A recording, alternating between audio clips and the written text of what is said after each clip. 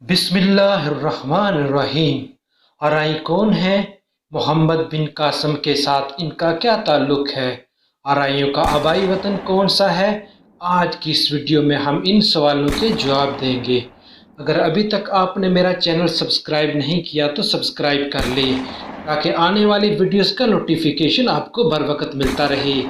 تاریخ قوم آرائیہ کے مصنف علی اصغر چودھری لکھتے ہیں کہ آرائی قوم کے آباء و اجداد ملک شام کے ایک علاقے اریحا کے رہنے والے تھے۔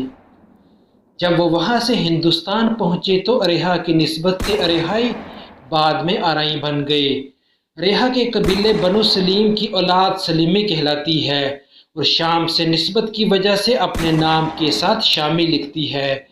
ایک روایت کے مطابق آرائی قوم کا تعلق اس عرب نسل سے ہے جس نے محمد بن قاسم کے زیر کمان سندھ کو فتح کیا۔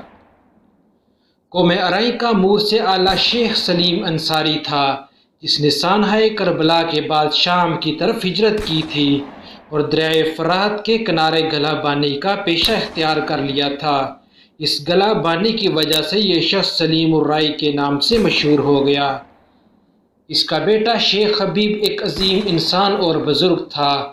شیخ حبیب بن سلیم الرائی دریائے فرات کے کنارے بکریاں چرایا کرتے تھے۔ انہوں نے حضرت سلیمان فارزی سے فیض حاصل کیا تھا۔ اس طرح شیخ حبیب تابعی ہوئے۔ شیخ حبیب کا بیٹا حلیم بھی محمد بن قاسم کے ساتھ لشکر میں شامل تھا۔ جب محمد بن قاسم کو شہید کر دیا گیا تو نئے خلیفہ نے محمد بن قاسم کے لشکر کو یہ شاہی فرمان بھیجا، جہاں چاہے محنت مزدوری کرو اور زمین کاشت کر کے گزارا کرو، شام میں تمہارے لیے کوئی جگہ نہیں۔ اس پر ان لوگوں نے مختلف پیشے زراعت گلہ بانی وغیرہ اختیار کر لی۔ گلہ بانی کی وجہ سے انہیں رائی کہا جانے لگا جس کا مطلب ہے چرواہا۔ بعد میں یہ لفظ آرائی ہو گیا۔ چونکہ پنجابی میں عین کی ادائیگی مشکل ہوتی ہے اس لیے یہ لفظ آرائی بن گیا۔ فرشتہ نے اپنی تاریخ میں یہ لفظ رائی اور بعد کے مورخین نے رائی لکھا ہے، جبکہ آل سلیم یا سلیمی لکھنا زیادہ بہتر ہوتا۔ ایک اور روایت کے مطابق آرائیوں نے پرتھوی راج کے خلاف شہاب الدین غوری کا ساتھ دیا۔ اس کے صلے میں شہاب الدین غوری نے اس قوم کو دریائے سرسوتی کے گرد و نواح میں زمین دے دی اور یوں یہ قوم مکمل طور پر زراعت پیشہ قوم بن گئی۔